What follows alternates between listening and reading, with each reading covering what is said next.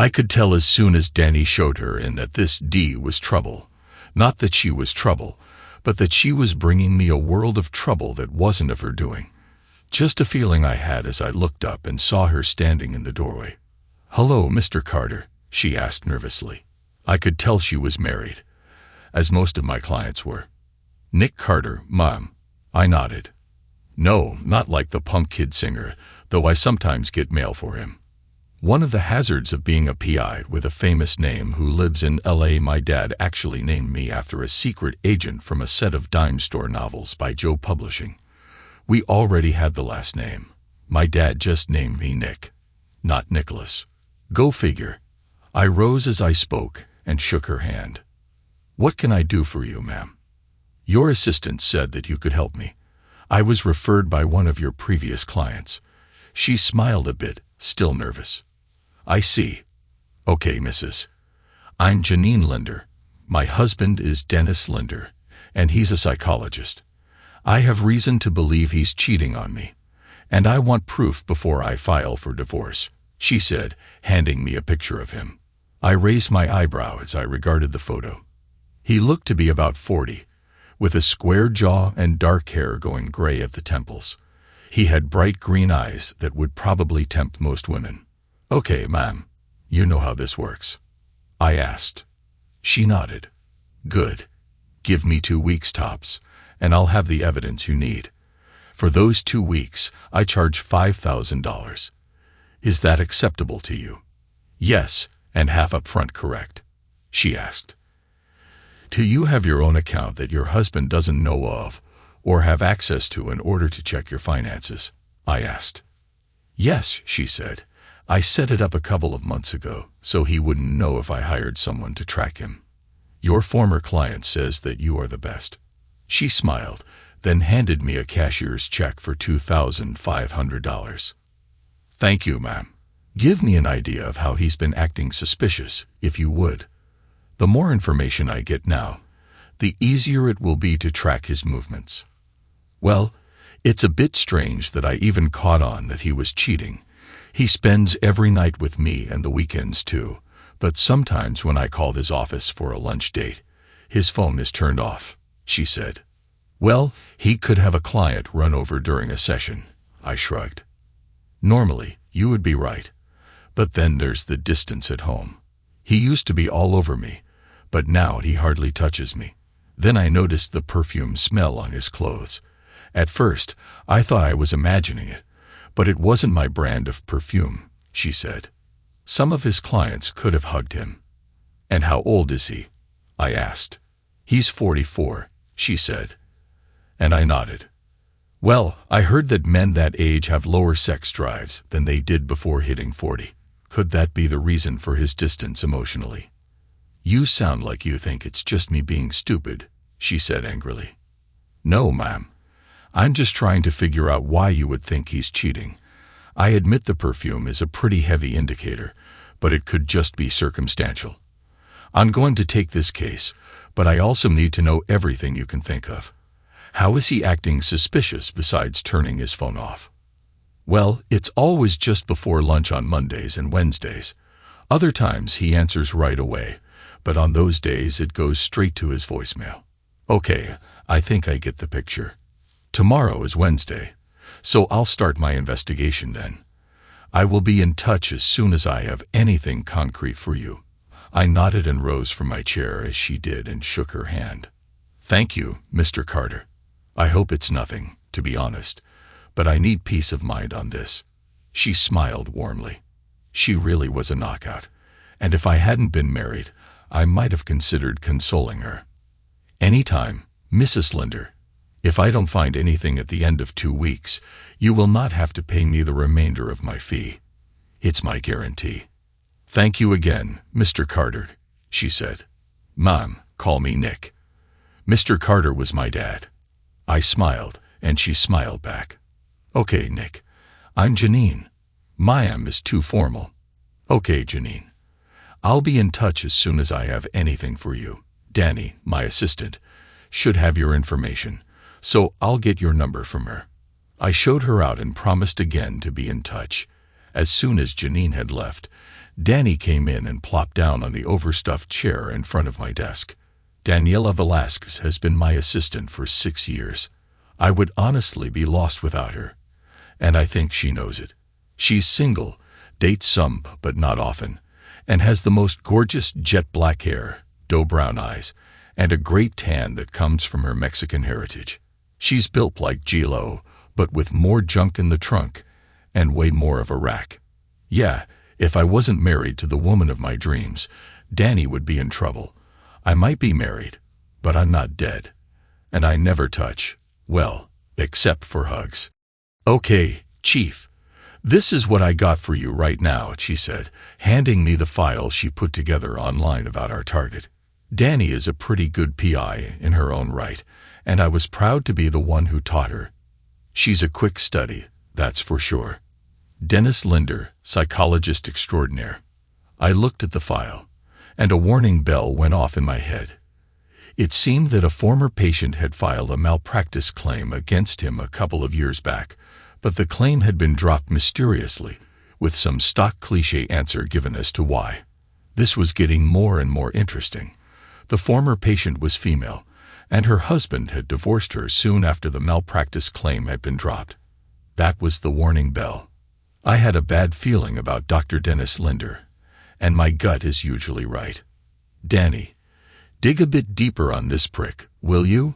I've got a bad feeling about him, I said. Danny giggled at my phraseology. Yeah, I know. I opened the door for that one. And thanks for not stepping through it. Anytime, boss man. She winked at me prettily, then stepped back out to her desk to do some more searches on Dr. Linder. Daniela is worth twice her weight in gold, and I know that. I don't pay her enough, even though I pay her very well. We're more partners than boss and assistant. We split each case 60/40ths, including retainer fees. Those retainer fees, when added up between multiple clients, equal over $200,000 a year after expenses. I usually clear $50,000, and Danny clears $110,000 easily. And that's after taxes. We share a lawyer who gives us legal help quid pro quo, since we kind of work for him too. Wesley Quinton is his name, and divorce disputes and other domestic issues are his game. Then there's my wife, Samantha. Yes, Samantha Carter, formerly Samantha Stern, so no relation to Colonel Carter on Stargate SG-1. She goes by Sammy for short. I met Sammy 7 years ago when I had quit the company I was working for in Langley, Virginia, and moved back to LA. I was an insurance investigator for that company. It was a decent living, but after a client in Paris turned out to be a real prick, I decided I'd had enough and put my investigative skills to good use back home. I had enough saved up to start my own PI business. Sammy is a complete knockout. Tall at 5'8", which puts her even with me in height when she wears her 4-inch heels, fiery red hair, sparkling blue eyes, 34C24 to 36 measurements, and legs that go all the way up to heaven. Her Angelina Jolie lips and sexy smile can melt the hearts and raise the, well, you get the idea. She has it all packed in the right places. I first met Sammy back when I had solved my first case for my first client. He threw a bash to celebrate me finding and returning his property. I was his guest of honor, and Sammy was the daughter of one of his friends. She saw me, and I saw her, and it was as if the magnetic force of the earth drew us together. We talked and danced, and talked some more. I met her father, who was a good man, and he bought my usual line about being a former insurance investigator who decided to go into the private sector as a PI. I had prospects, and during the shindig, I managed to score some more clients. That was 7 years ago, and after dating for 6 months and living together for 6 more months, we were married in a small ceremony with just her family and a few of our friends.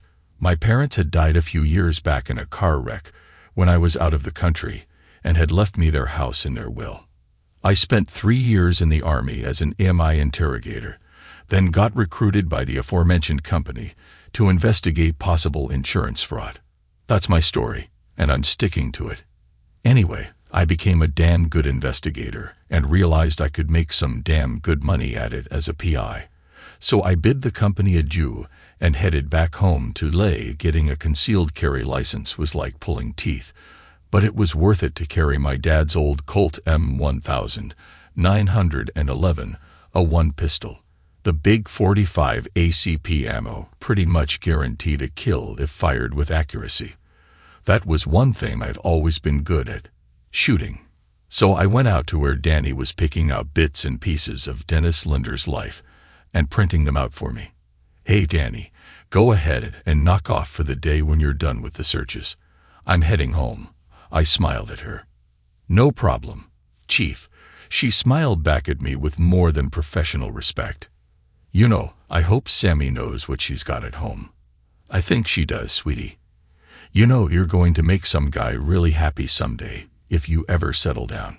I winked at her, flirting a bit. Not likely. I missed my chance by a few months, she shrugged. I opened my mouth to ask her about that, but she had already turned back to her computer monitor. Okay, so go ahead and get the info, folder it, and I'll be in first thing to pick it up. Good night, I said as I headed toward the door. Good night, boss man, she called out as I left the office. I got in my car and headed home. Somewhere along the way, I started thinking about Sammy and how she'd been acting lately. Over the past couple of months, she'd been kind of distant, as if she had something on her mind and wanted to tell me, but it always seemed as if something was holding her back. I resolved that when I got home, I was going to ask her about it. Until she told me, I would be an idiot not to see the writing on the wall. I'd seen it enough over the years. The story was always the same. The wife or husband was emotionally distant, either just before or just after starting an affair.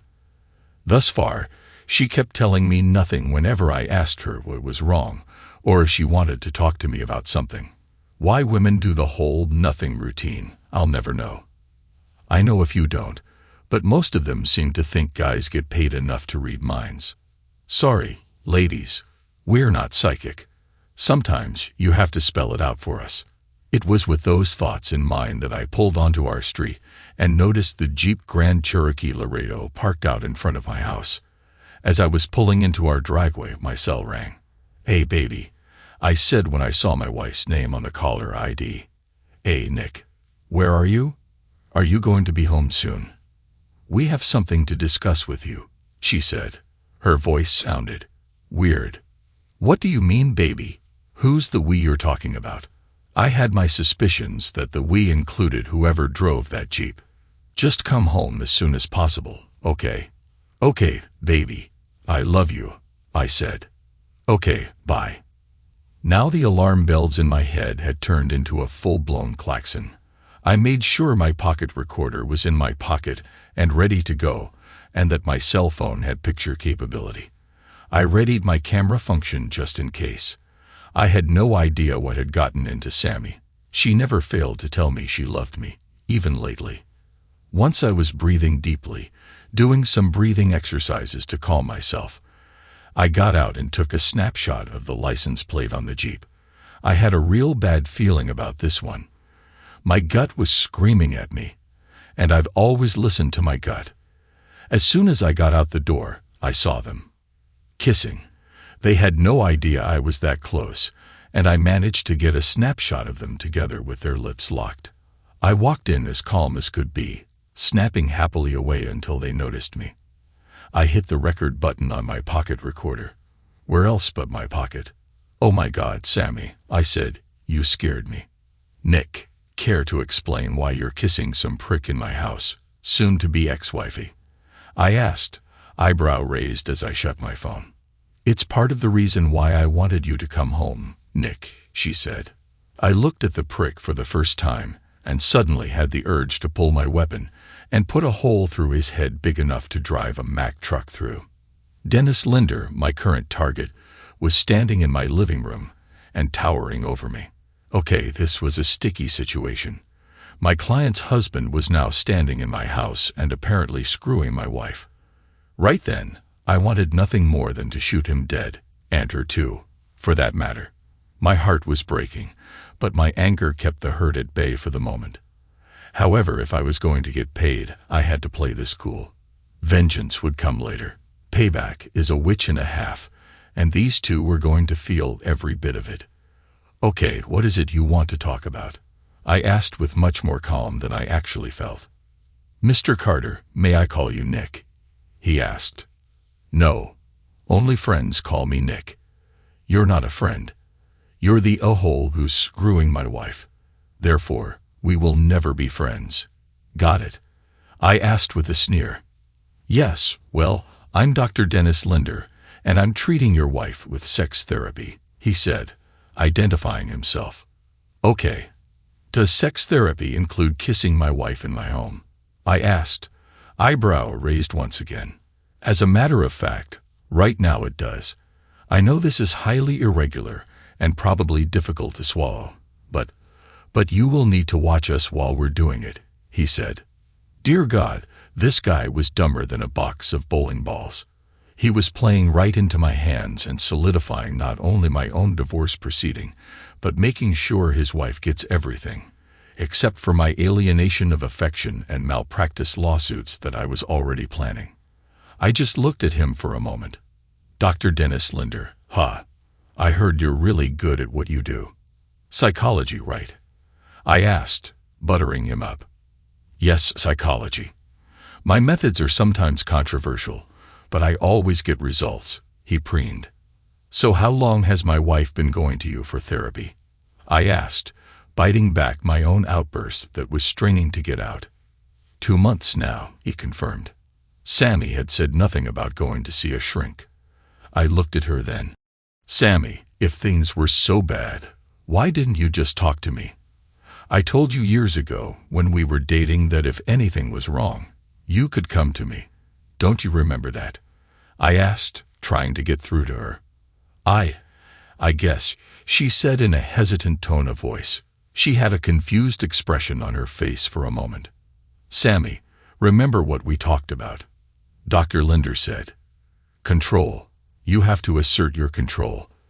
I know you don't like being powerless, so you have to take the lead. Remember?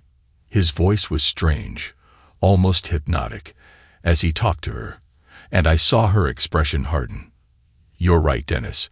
I need to show him that I'm not just some dumb woman to be pushed around. She then glared at me. Sammy, what are you talking about? I almost shouted. When have I ever pushed you into anything? In the bedroom. We always make love how you want, never how I want. She almost screamed at me. Okay, Sammy, you know what we said after we were married. That if we wanted to try something new, we'd just discuss it and see what happens. Remember that. All you had to do was ask, and we could at least talk about it. Once again, her expression turned to one of confusion, but before Dr. Dicknuggett could say anything, her expression hardened again. Nick, I need to do this. I need to see what other tools are out there for me. You can either watch or don't watch, but I'm going to do this, she said firmly.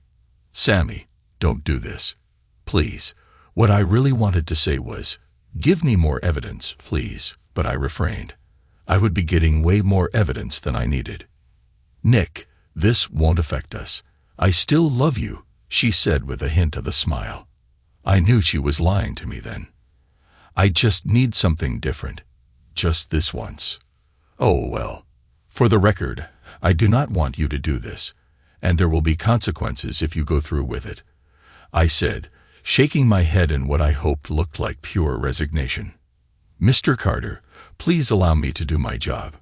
Now, do you have a chair in your bedroom? He asked. He wanted to screw my wife on our marital bed. Note to self, burn the bed and get a new one. We do. Yes. Wait, do you really want me in there? I asked with a horrified look on my face. It is necessary, yes, Dr. Dumb said. If you insist, I snarled. Doctor, is there no other way to get my wife back to normal? None, I'm afraid, he said with mock sincerity that wouldn't have fooled a kindergartner. Well, I hope you don't expect me to participate in adultery, I said pointedly. Mr. Carter, What your wife and I will be doing is hardly adultery. I am merely helping her to get past the mental block and assert herself better in your relationship. You will both be stronger after we're done." He gave me a smarmy smile when he said that, and once again, it took an Olympian effort not to shove my pistol down his throat and empty the magazine into him. "I'm not agreeing to this, just so you know. I will never agree to an act of adultery performed by you and my wife.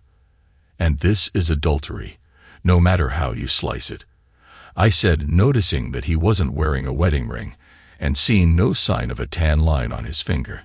As I said, "Mr. Carter, this is therapy. Granted, it's controversial therapy, but it is not adultery." His smile this time was condescending. Oh, this was going to be very, very fun. After a bit of pain. Well, not pain. My love for Sammy had died, and I was feeling numbness and a keen sense of righteous fury at what I was going to do to this a hole after he finished screwing my soon-to-be ex-wife. Since my wife had agreed to all this, she was damaged goods, and there was no point in fighting for her. The only thing I would do now was gather all the evidence and ensure they had a meeting with karma. She was not worth jail time anymore. I'm still not agreeing to it. I shook my head, even as I'd followed them to the master bedroom. I surreptitiously took out my iPhone and started the camera rolling as he undressed Sammy and had her lie on the bed. Sammy undressed too, and neither one of them looked my way as I sat in the chair to get plenty of footage. "Last chance, you two," I said. "Don't do this. This is being done without my consent," I said, to ensure it was recorded and that I had not consented to this act. The doctor looked at me with my iPhone sticking up out of my jacket pocket, but he didn't realize it was recording video. He sneered. "Like you have a choice in it, punk." He then thrust forward into Sammy. And that was it. That was all I needed to see. It was all I needed to record. Janine's case was now airtight, and that was that. I stood up from the chair and walked calmly to where Dr. Needle Dick was laying into Samantha with relish and abandon. I grabbed him by the hair and yanked hard, pulling him backward and out of her. I then hit the nerve bundle between his neck and shoulder, and he folded like a bad poker hand. He was still conscious but unable to move. "You thought I wouldn't do anything, doctor. My ex-wife never told you what I do for a living, did she?" I could see the confusion on his face. Sammy was glaring at me now as if I had grown a third eye. "I'm a private detective, doctor. I now have evidence of you attempting to cuckold me with my wife. Now I have the proof I need for an infidelity divorce. I have video and audio. I also now have proof of alienation of affection and malpractice." I grinned in triumph, then reached to my belt and drew my sidearm. "See, you're a big man, doctor. I might lose to you in a straight-up fight, but Colonel Sam Colt makes all men equal in the eyes of God. You should be able to move in a moment. Once you can, get dressed, grab your things, and get out of here," I said calmly and evenly, which scared the living hell out of both of them. I heard Sammy gasp. "Good." I looked over at the woman who had just broken my heart. "Samantha, you need to get dressed, pack your things, and get the hell out." "What?" she demanded. "You heard me. I told you there would be consequences if you went through with this, and those consequences are going to be pretty bad." I felt detached, as if my emotions weren't functioning as they should. "Those consequences start now. You will pack your things, put them in either your car or his SUV, and leave. I'm going to call my attorney and have him draw up divorce papers, then get a restraining order against you and the good doctor here. I'm just glad we don't have children, and damn glad that I will never be a father to your children." I shook my head. "Sammy, you broke my heart. I hope it was all worth it for you." My voice cracked during that last sentence. "If Loverboy here doesn't want anything to do with you, go stay with your folks." Sammy's face went through a variety of emotions as she processed what I had just told her. Her main emotion appeared to be confusion. "But Nick, don't you love me anymore?" she asked in wide-eyed, innocent shock. Not after you willingly let another man, over my protests, take you in our marital bed. I shouted that last bit. You have desecrated the vows we took on our wedding day, Samantha. Over my protests, you shat all over everything we ever had.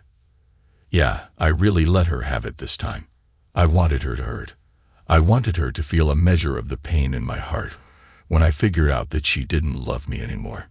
I can't believe that I never even knew you, Samantha, I said, calling her by her full name since I knew she hated it, and because she knew that I only called her that when I was angry. Samantha, do you remember the talk we had shortly before we got married? The one about fidelity. Remember that one?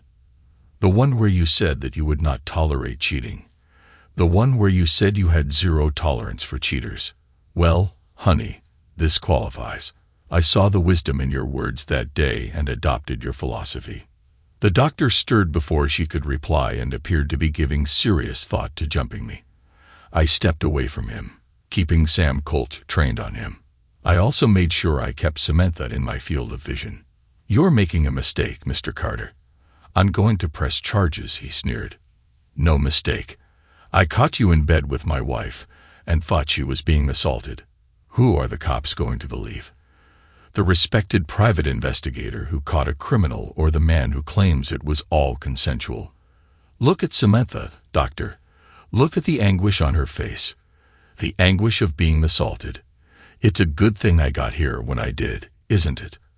Otherwise, you might have gotten away with it. Now maybe I should call the police and report this. His face paled as he hesitated, then thought better of it. Fine.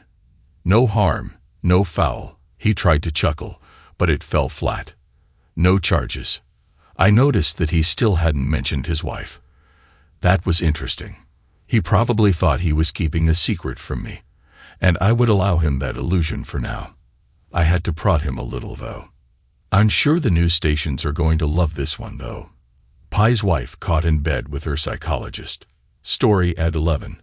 I shook my head with a disgusted look on my face. That was when he blanched. No, you can't go public with this, he nearly shouted. He was dressing quickly, making sure he had everything he came in with. Please don't go public with this. He was begging now. I had him. If you return all the fees my soon-to-be ex-wife paid you, I might consider it.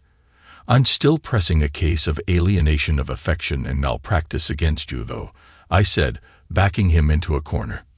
Done. Anything you want, he said with a panicked look in his eyes. Anything I want. Oh, the possibilities. But no, I wanted him to know fear. I wanted him to feel the fear before the inevitable despair, the total devastation that his life was about to become. I was enjoying myself over this, and I felt no guilt about screwing him over as he had screwed me over. The difference was that while he had screwed my wife, I was going to screw his life, with no lube and a sandpaper condom. Once he was dressed, he ran from my bedroom, and I heard the front door slam as he broke all land speed records getting away from me and my home. I looked at Samantha, and I could tell that she saw the malice in my eyes. Nick, we can get through this, she pleaded, crying crocodile tears. Please, baby. Where was the baby when I got home, Samantha? Where was the love then? I sneered. Get dressed, get packed, and get out. You have an hour. Since doctor doesn't want anything more to do with you, I suggest you go to your folks. Samantha just looked at me in utter shock. She then started dressing and packing listlessly. I let her use all 4 of our suitcases, knowing that I was just going to buy new ones. I stepped into my home office and called the locksmith and the furniture store. I got the locksmith just as he was closing, but promised him a huge bonus to do a rush job on my locks. I then told the furniture store that I wanted a king-sized bed to replace our old queen-sized one, along with new sheets, a comforter, and the whole 9 yards. It was expensive but worth it. The salesman asked why I wanted the old bed thrown in my backyard, but I just told him that I wasn't paying him to ask questions. He picked up the tone in my voice and wisely shut his trap. Samantha was packed in 55 minutes, and in a magnanimous gesture, I helped her take her suitcases out to her car. In other words, I threw them on the driveway by her car's trunk. I then walked back into the house and slammed the door behind me. I called Wes and had him file for a restraining order with the county court judge. I named both Samantha and Dr. Dennis Linder in my complaint. I then had him draw up divorce papers, alienation of affection papers, and malpractice papers. An hour later, both the locksmith and the furniture guys were done, and I paid both with my credit card. I called the credit card company and canceled Samantha's cards. I then called the manager of my bank at home and had him cancel Samantha's debit card. I gave no explanations, but as the primary on our accounts, I felt it necessary. I no longer trusted her. For those who think I was going too far, go to hell. I poured myself a couple of shots of Chivas. Now, I'm usually a beer man and love beer beyond all other forms of drink, but I needed something stronger, so I poured my shots and sipped them as I thought about the train wreck my marriage had turned into in such a short amount of time. Around 7 p.m., I knew I was about to lose it. I called Danny. "Hola, Chief," Danny said. "Hey yourself, Danny. I hate to call you after hours, but I'm going to need your help tonight," I said. I was proud that the 2 shots of Chivas hadn't impaired my judgment or slurred my words. "What's wrong, boss man?" she asked. I never could put anything over on her. "Well, it's complicated, and I don't want to tell you over the phone. Just come to my house," I said, feeling the walls starting to crumble in my mind. "Okay, Chief, I'll be right there," she said, ending the call before I could respond. God bless that girl. 10 minutes later, she was knocking on my door. I got up from where I'd been staring at the blank TV screen and went to answer it. As soon as I opened the door, Danny was throwing herself into my arms, hugging me tightly. She kicked the door shut behind her, then disengaged from our embrace long enough to throw the deadbolt. When she turned back, she grabbed my hand and pulled me toward the couch. She sat me down and sat next to me. "Okay, where's Sammy?" she asked, already having some inkling of what was going on. After all, Sammy's car wasn't in the driveway, and I wasn't as distraught as I would have been if she had died. I looked into the deep brown pools of Danny's eyes. "She's gone, probably to her parents' place. She was cheating on me, Danny." I could no longer hold my tears in check as she put her arms around me and held me while I ruined her blouse with my tears. I clung to her desperately, just needing the human contact. When I'd finally let it all out, Danny pushed me back gently and looked into my eyes. "Nick, listen to me. Are you absolutely sure that Sammy was cheating on you?" Not trusting my voice, I instead pulled out my pocket recorder and hit play as I set it on the coffee table. I then opened my cell, brought up the video, and hit play before handing it to her. Danny watched and listened with growing horror in her eyes as I went and got 2 beers from the fridge. By the time I got back, a dark fire was blazing in her eyes, and she had stopped both the recording and the video. I opened both bottles of Arrogant Bastard Ale and handed her one. Danny finally exploded after taking a swig of the bitter ale. "That witch," Danny growled, not holding back. I cracked a wry smile at her words. Danny is loyal to a fault, and she's loyal to me. She took another long swig, then closed her eyes and breathed deeply several times. "Nick, what are you planning?" she asked, then laid her hand on mine. "Because whatever it is, I want in." "Nuclear strike on the doctor," I said, my voice cold. "I have reason to believe that maybe Samantha was brainwashed. If so, I want to get her the help she needs." My voice was hoarse from the crying. If there's even the slightest possibility that the a-hole somehow brainwashed or coerced her, I want to find out how. But as for Dr. Dingleberry himself, I want him, and all those around him, to burn. Except for his wife, who you met earlier at the office. Turns out she was right about him cheating, and it was with my own wife. "This is some mess, Nick." Danny shook her head in sympathy. "But okay, what's our first move?" "Recon, of course," I said with a tight smile as I compartmentalized my feelings for the moment. Now that I was on the job, It was easy to slip back into the professional persona. In a few hours, I'm going to pay his office a little visit. If you have a problem with breaking and entering, you don't have to come. I told you I'm in. Chief, I'm in it to win it. And you know I don't back down, she said with a smile, then leaned forward and hugged me tightly. I know Sammy, Nick. I've known her almost as long as I've known you. I think she's been coerced, at the very least by that cabron. I think so too. But even then, I'm not sure I want her back. She's been all over this guy. She's known this tool for 2 months, and in that time, he managed to convince her that our marriage was just another toilet bowl to take a dump in. I said, still hugging her tightly. God, she felt good. I pushed her back gently as my body started stirring and looked into her eyes. There was something there that I hadn't seen in Samantha's eyes in a long time. Lust. Pure, unbridled lust. And I was sorely tempted to kiss her right then and there. There were only 2 things stopping me. 1, I was hoping that Samantha was a victim of brainwashing or coercion here, and that we could somehow work through all this. 2, even if she was more willing than she appeared, I wasn't going to stoop to her level and cheat with anyone, even Danny. Danny, I know what you're thinking, and you have no idea how tempting it is right now, but we have a job to do. I forced out the words through sheer iron will. I steeled my resolve and pressed onward. We need to swing by the office and pick up the van. Good call, boss, she said, curbing her own feelings. It didn't take a rocket scientist to see that she'd always had a bit of a crush on me. We flirted back and forth, but I thought she was okay with just flirting. But now that Sammy was out of the picture, at least for the moment, it was obvious she wanted more. Part of me was dying to give her what she wanted, and that part of me wanted it just as badly as she did. But, and here's the kicker, I was not going to do what my wife had done. No, my vengeance was going to be far more terrible if things went as I feared. Also, I didn't want to hurt Danny, and I knew that if Sammy had been coerced or brainwashed by Dr. Linder, Danny would be hurt badly when I decided to work things out with Sammy. We left in her car and picked up the van at the office. I grabbed the Comcast sign magnets out of the back and slapped them on the sides of the van. Urban camouflage. Got to love it. We drove to the offices of Dr. Dennis Linder at around 11 that night, and I went into the office building by picking the lock.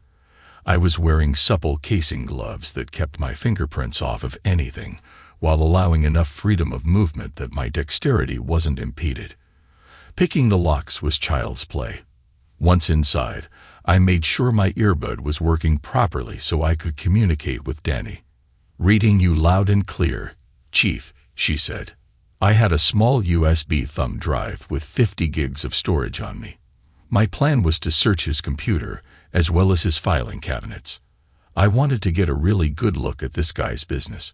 If he was doing this to my wife, I wondered how many other wives he'd done it to. The security system was child's play as well.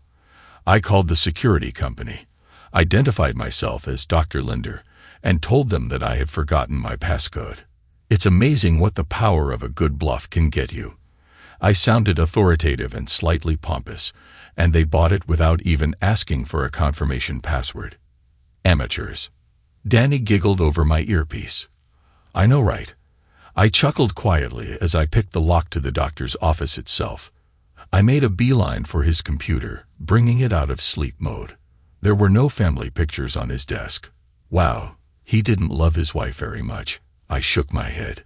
Big a Hole, who had a hell of a hot woman at home, was stepping out with at least one of his patients. Password protected. Okay, don't panic. I reviewed what I knew about Dr. Linder. He was intelligent, if not very street smart. He was cunning when it came to seducing women. On the ride over, Danny had given me the other dirt she'd dug up on Dr. D-Bag after I'd left. He was a serial womanizer. When we read between the lines of other patients of his who had filed malpractice or even pressed sexual harassment charges against him, those charges were always dropped without real cost. Just some cliched misunderstanding when asked by the cops. I already hated the guy. Now I was ready to kill him slowly, and with great enjoyment as he suffered the ultimate in physical and emotional pain. So, with his womanizing tendencies in mind, I typed in Romeo as a possible password. Access denied. Casanova. Access denied. Lothario. Access granted. What a predictable a-hole. Finding the files I needed wasn't difficult either. Wow, this son of a witch was arrogant. I popped in the thumb drive and downloaded his entire special patients section, which damn near filled the entire 50 gigs of space. I noted some of the names, including Samantha Carter. That creep had video files of Sammy on here. Fine, whatever. I ejected the thumb drive and sent his computer back into sleep mode, then rifled through his filing cabinets. I found Sammy's file, but nothing in it seemed to indicate what they had done. He wasn't completely stupid enough to list his sexual conquests in his paper files. Anything yet, Chief? Danny asked over the earpiece. Lots, darling, I replied. Nothing on paper, but I've got about 45 gigs of videos he's recorded with quite a few of his patients. Damn it. Okay, we're going to need to look those over when we get home, she said. I had a funny feeling about the way she said we and home when talking about our plans for the immediate future. When I left the office, I made sure the doors were all locked and that there was no trace that I had ever been there. No security cameras, just a phone call I'd made from a burner phone with an untraceable number. Voice ID could cause a problem if someone cared enough, but I wasn't going to worry about it right then. It was well after 1 a.m. when we got back to my place. We got inside after I put the garage door down, and before I could say anything, Danny blindsided me. I'm staying the night with you, Nick, she said firmly, leaving no room for argument.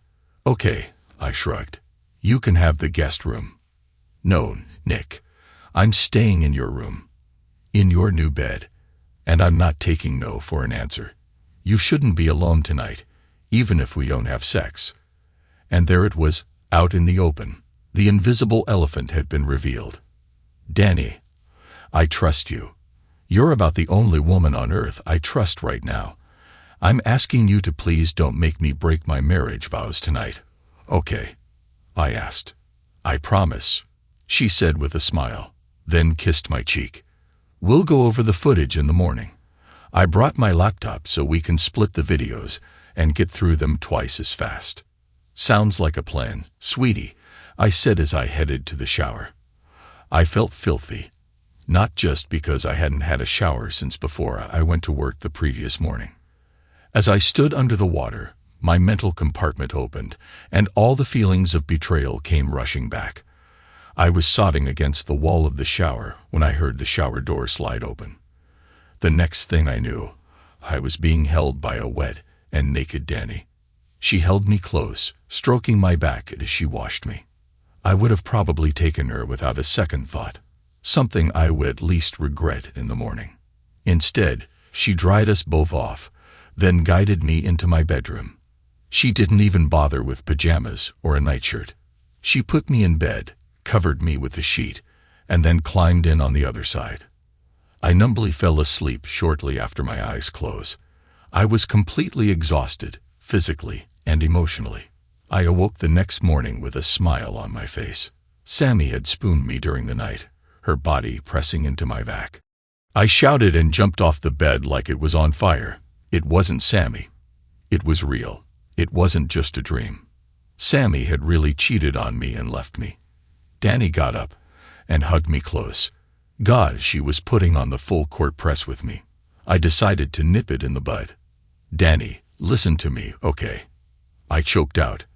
At her reluctant nod, I continued. Danny, I'm sorry for that just now. I thought yesterday was just a really bad nightmare. I'd be lying if I said I didn't think of you in that way sometimes. But I love my wife, or who she used to be, before that scumbag got his hands on her.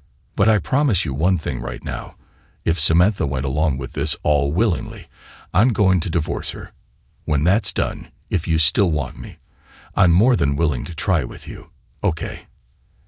And that's one reason I fell in love with you, she sighed in resignation. You're the most honorable man I've ever met. Her voice was equal parts admiration and exasperation. "Thanks, sweetie," I said, kissing her cheek as I released her naked body. I got a good look at her without the tears in my eyes, and she literally took my breath away. She was tan all over, with no tan lines. Dear Lord, I was being tempted like I'd never been tempted before. "Like what you see, Pappy?" She gave me a seductive grin. "Aha," I managed, all the blood in my body pooling elsewhere. Danny looked down and smiled but didn't reach for me. "When this is over, and if you aren't with Sammy again, I'm going to screw your brains out for the rest of our lives. Happy," she whispered, which made my body respond even more. "Danny, if I'm not with Sammy when the dust settles, I'll let you," I whispered back. I got dressed, and Danny left the room, but soon I heard the sizzle of the frying pan out in the kitchen. I smiled at that, then got dressed in jeans and a t-shirt, put on my belt with the holster, and went out to join her. I didn't usually wear my pistol at home, but I wasn't going to take any chances with a possibly sociopathic psychologist out there. I noticed that Danny was also wearing her piece, a Lady Smith & Wesson in 9mm. She'd gotten her concealed carry permit shortly after I hired her. "Smells good," I said with the first genuine smile I'd had since this whole mess started. "Thanks, Nick." She shot me a cute grin, then went back to turning the omelet she was making. I smelled bacon in there, as well as cheese and salsa. She really knew her stuff. She was dressed in one of my old t-shirts and the jeans she'd worn last night. Her blouse was still on the floor in the bedroom. "Danny, I know this is going to be tough on both of us," I said as I sat down on a bar stool at the kitchen counter. She looked at me and raised an eyebrow. "Boss, I didn't sign on to be coddled. You made it clear from day one that I would most likely be needed on some cases, and with my background in criminal justice, you knew you could count on me. That hasn't and won't ever change. I couldn't help falling in love with you, but that doesn't mean I'm going to shy away from this one. This case is personal to me too, since Sammy is my friend. That Dan doctor is going to get a rude awakening by the time we're done with him." Every word she said was true. She'd been a detective for 2 years in the LAPD, but had been drummed out for beating a sexual assault suspect half to death. She'd been lucky to avoid serious charges, but as the son of a witch had been guilty, they didn't want the bad publicity of filing charges on her. She'd been given a nice severance package to keep her mouth shut about the circumstances of her termination. She'd been upfront about it with me when I first interviewed her. It was one reason I'd given her the job. I wanted someone who wasn't afraid to get their hands dirty. Danny was definitely not afraid to get her hands dirty. Sometimes I just forgot that about her. "You're right," I nodded. "Danny, I need to tell you something about me that not even Sammy knows." I took a deep breath. I knew I could trust Danny. She trusted me, and I had verified the veracity of who she was and why she'd been fired. "What do you mean?" she asked, a confused look on her face. "Danny, I never worked for an insurance company. I worked for the company as a covert operative. There. My name is Nick Carter, and I used to be a spy." "That sounds like a really bad impression of the opening of Burn Notice," Danny said, then plated our omelets and brought them to the counter along with mugs of coffee. God bless Danny. I sort of figured that. It was either that, or you had a criminal record someplace, she shrugged. Always looking around like someone might be watching you. You don't show it much, but I've spotted it over the years we've been together. You know a lot about bugs and how to tap a phone in record time. And then there's your lockpicking ability, which rates right up there with the best cat burglar in the business. I laughed outright. She really was a hot detective. You're good, I said, raising my mug of coffee to her before taking a sip. Just right. Oh, and you make the best damn coffee on earth, just so you know. It was her turn to laugh. Thanks, boss, she said. I'm not just a pretty face and a hot body, you know. She winked. I know. If you were just those things, I wouldn't have hired you. I shrugged. She leaned over and gave me a kiss on the cheek. Thank you, Nick. No matter how this goes, thank you for everything." She smiled. "Hey, you act like you're going to be leaving." "Not going to happen," I smirked at her. "You'll be working with me until we're both old and gray." She just regarded me for a moment. "You know, you're right." She grinned. "I couldn't leave you if I got a job paying $1 million a day." "Good," I said, "because I can't afford that, and you're the best damn assistant I could ever hope for." "I'm glad you finally acknowledged that, boss. Now eat your food before I smack you." She stuck her tongue out at me. I stuck mine out back, then really dug in. Her omelette was amazingly good. God, that girl can cook. There are two schools of thought about the way to a man's heart, and all that stuff they teach girls. One is through his stomach, and the other is through his will. For me, it's both. Once breakfast was done, I helped Dani with the dishes. When we finished, she turned, and before I could react, slipped her arms around my neck and pulled my face to hers. She kissed me passionately, and for a few seconds, I returned her kiss just as hotly, our tongues dueling for dominance. Then I backed off, blushing like a schoolboy. "I'm sorry, Nick," she said quietly. "No, Dani, I don't think either one of us is sorry for that." I chuckled. "Damn, I wish I'd met you before my wife." "So do I," she said sadly. Someone was going to end up getting hurt, no matter how this turned out. I really didn't want it to be either of them. If Sammy had been coerced or brainwashed, we had to watch those videos. "Come on, let's go watch those vids and see if they can shine some light on Sammy's mental state," I said. We went into the den where I kept my home office, and I downloaded half of the videos to her laptop. I started where I needed to start, with Sammy. The first interview was pretty basic, just a getting-to-know-you session. Dr. Dick Suckert was jotting stuff down in his notepad while asking Sammy questions about her life. He asked about her husband, me, and about her other family. She told him about her parents and how much she loved us all. I studied his face and saw a sly little smile play across his lips at that. He asked a few more innocuous questions and told her not to speak of this to anyone, as it could adversely affect their future therapy sessions. That son of a witch had set out to seduce her from the start. Since she had followed his instructions on keeping me in the dark, I had no clue what was going on. I couldn't have done a damn thing to stop it. He had abused her trust in him as a medical professional. Malpractice suit. Check. The second video was more questions. More personal questions this time. He asked her about our sex life. She answered truthfully, and I couldn't help feeling a swell of pride when she admitted that I gave her multiple climaxes each time we had sex. He just jotted stuff in his infernal notepad about each answer she gave. He asked some more personal questions that she seemed reluctant to answer, but he reassured her that nobody else would ever know about what she said. She answered truthfully again. It ended with him reiterating the need to keep the session confidential, and she agreed. I checked the dates on the videos. There were 16 videos of Sammy's sessions, corresponding to his Monday and Wednesday appointments. I groaned as I put my face in my hands. The third video was difficult to watch, but once again, he didn't brainwash or coerce her in any way other than through professional ethics. She told him about her fantasies. A lot of them I already knew about and had helped her fulfill. Some, however, were things she'd never told me before. She wanted to tie me up. She wanted to dominate me in the bedroom. Jesus, she'd never said anything to me about those.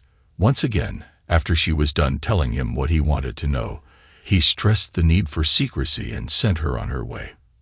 The fourth video was when he started his insidious seduction in full. He asked her to describe her domination fantasies in detail, so she launched into graphic descriptions of what she wanted to do to me. I listened raptly to each thing she said. She got through 2 of them before time was up. Once again, the secrecy agreement, and she was on her way. The 5th and 6th videos were very similar to the 4th. The 7th and 8th videos were more fantasies of hers, ones that involved screwing me. I was beginning to see why she wouldn't have told me about these fantasies. I just shook my head as she told him personal things about herself that she had never shared with me, her own husband. Then he suggested having 2 men at once to her and showed her a video clip of a woman in a sandwich, with one guy from the front and the other in the back.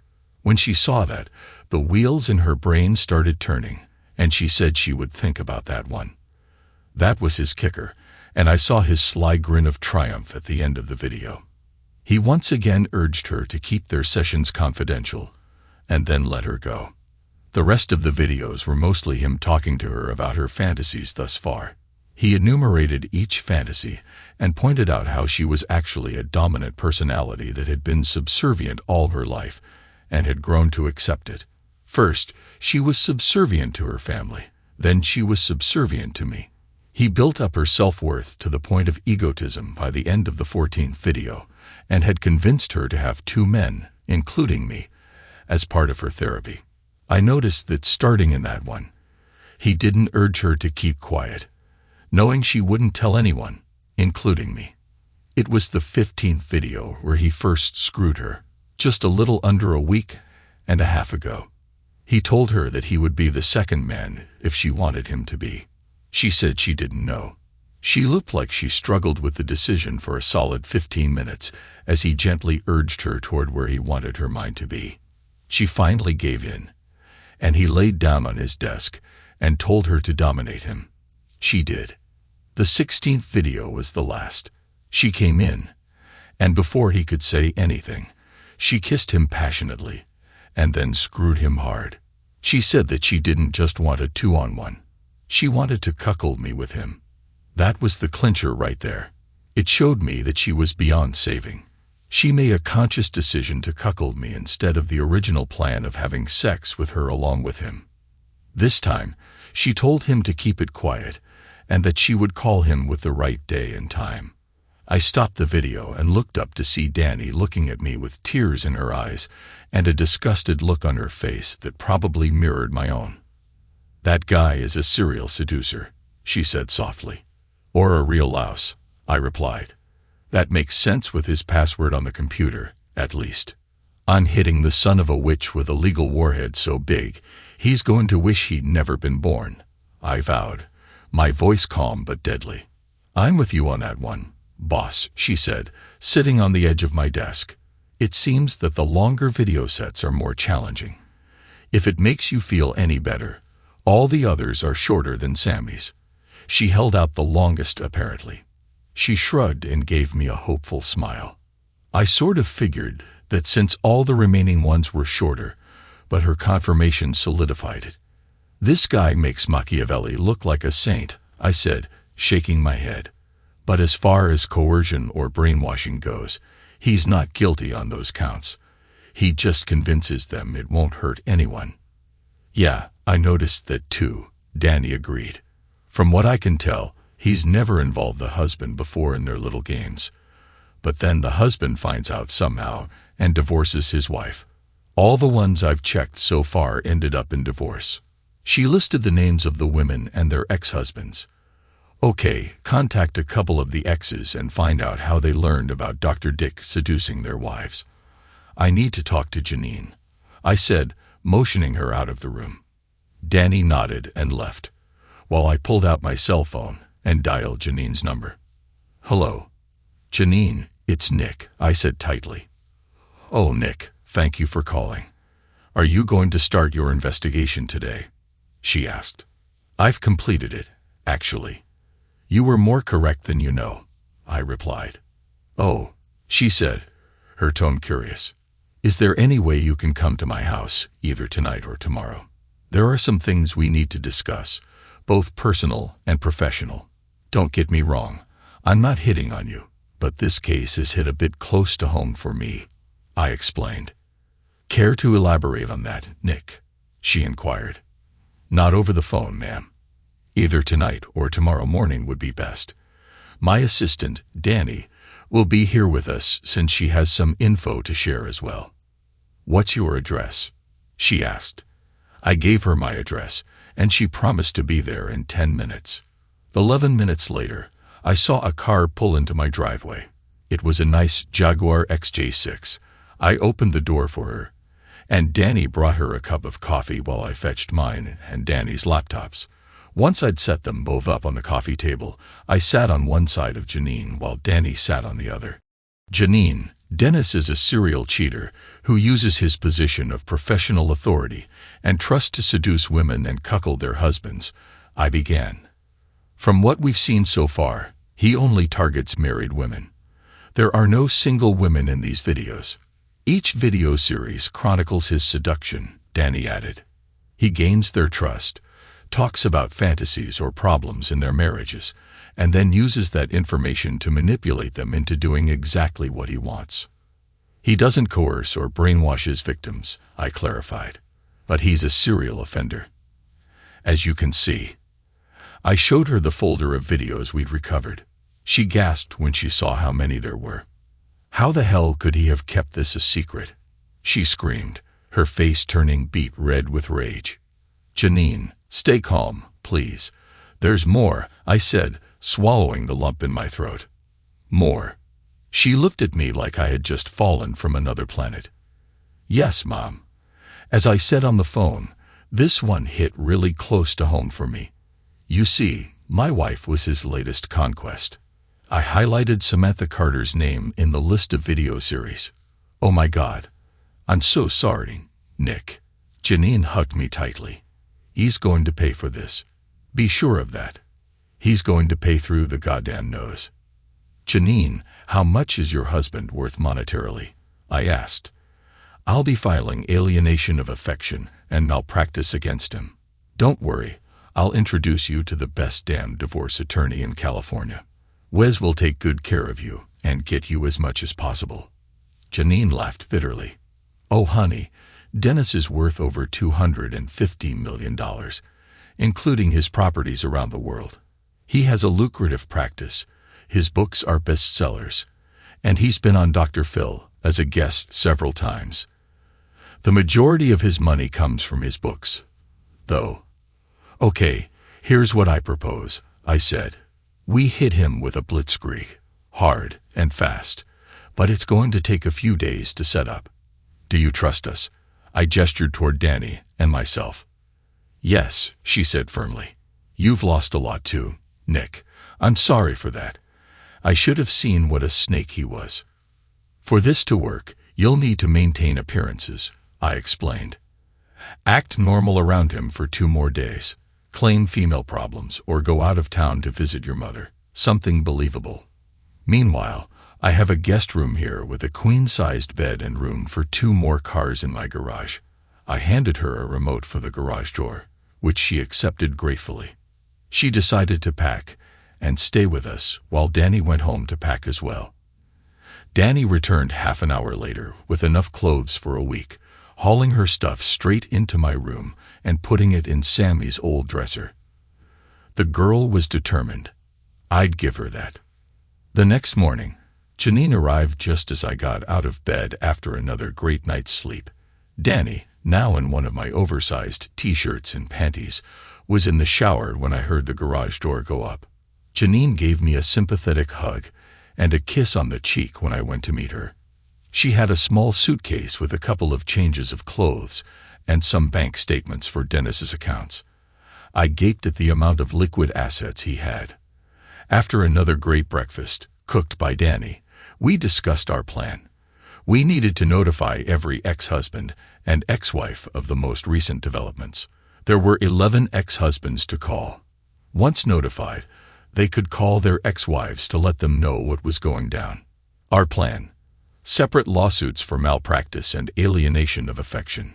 Most of the ex-husbands were more than ready for payback, and even a good number of the ex-wives were chomping at the bit. Not surprisingly, I wasn't about to involve Sammy in this. After seeing the last video, she didn't deserve to be part of the fallout. I showed up at Wes's office later that morning, accompanied by 9 out of the 11 ex-husbands we had been able to contact, and all 9 of their ex-wives. Since I was ex-husband number 12, I was also in on the action. Wes, to save time, had drawn up identical alienation of affection and malpractice papers, swapping out names and details as needed. He was like a kid in a candy store, handling well over $175 million in liquid assets and nearly $100 million in properties worldwide, all of which would likely be liquidated to pay for the malpractice, divorce, and alienation of affection suits. Sure, a class action suit would have been simpler, but we were going for shock value. I wanted Dr. Dennis Linder to know his world was about to come crashing down around him like the walls of Jericho. Janine, Danny, and I waited at the back of the line, watching Wes happily assist his new clients as they prepared to make Linder's life miserable. Each person left with signed paperwork and a promise that their case would be delivered to Linder bright and early Monday morning by different process servers, all at the same time. When it was finally our turn, Wes first helped me file for divorce from Samantha and then assisted Janine in filing for divorce from Dennis.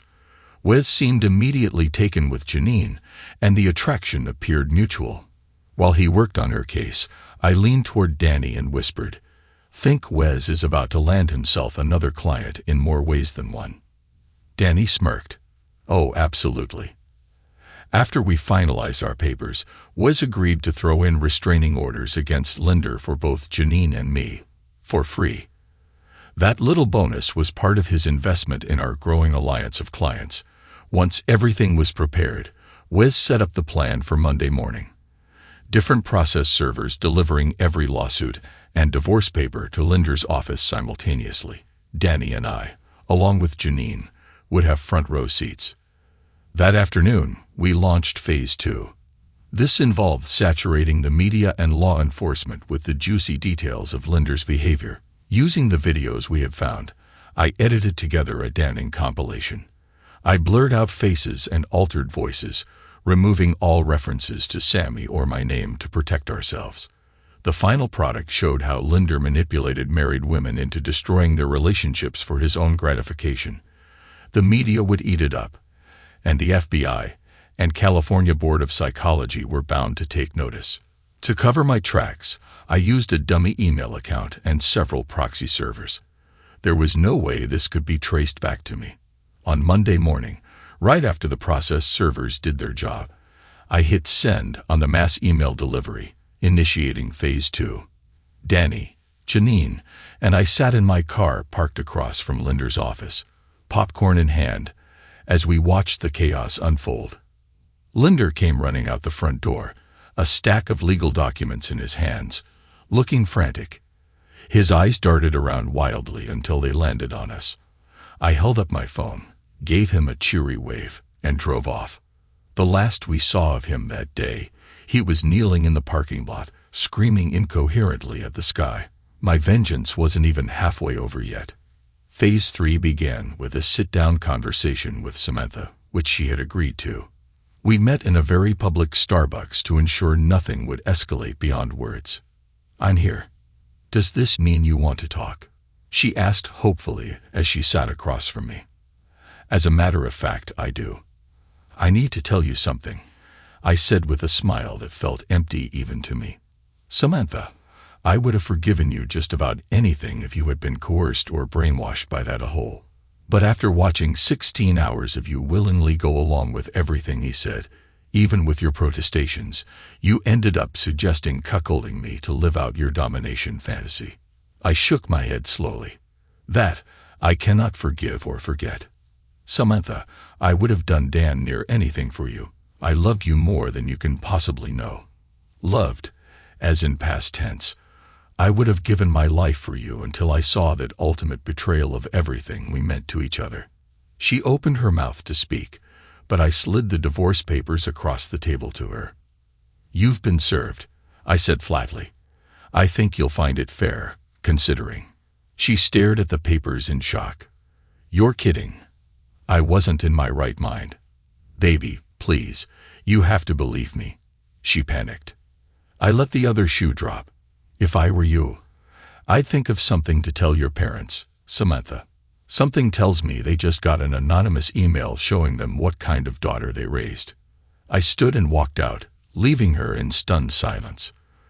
Later, Wiz called me to let me know Sammy and her lawyer wanted to renegotiate the terms of the divorce. I agreed to meet at his office, bringing Danny for moral support. Wiz greeted us with his usual smug grin, clearly relishing the impending showdown. Samantha's lawyer, a sharp-looking woman who resembled a younger Gloria Allred, wasted no time in claiming my terms were unacceptable. "I believe my proposal is more than adequate," I replied, sitting back. "Considering I have video evidence of Samantha planning to cuckold me, including audio recordings and video footage of her adultery." We started the DVD we'd prepared, which included key clips from the final 2 sessions and a recording from my pocket recorder. The cherry on top was my iPhone footage of them in the act. By the time the video finished, Samantha's lawyer looked like she'd rather be anywhere else. Samantha was pale, her eyes brimming with tears. "Take the deal," her lawyer said quietly. "Smart move." We all signed the papers on the spot, with Janine notarizing them. Samantha walked out without another word, her head hung low. That evening, I went home with Danny. As soon as we got inside, I pulled off my old wedding ring and tossed it onto the coffee table. Turning to Danny, I saw the love and patience in her eyes. I swept her into my arms, carried her to the bedroom, and closed the door on my old life. Thanks to everyone who took the time to listen to today's stories. If you enjoyed it, please consider liking and subscribing if you haven't already. Feel free to share your thoughts on the events in the comments below. Take care.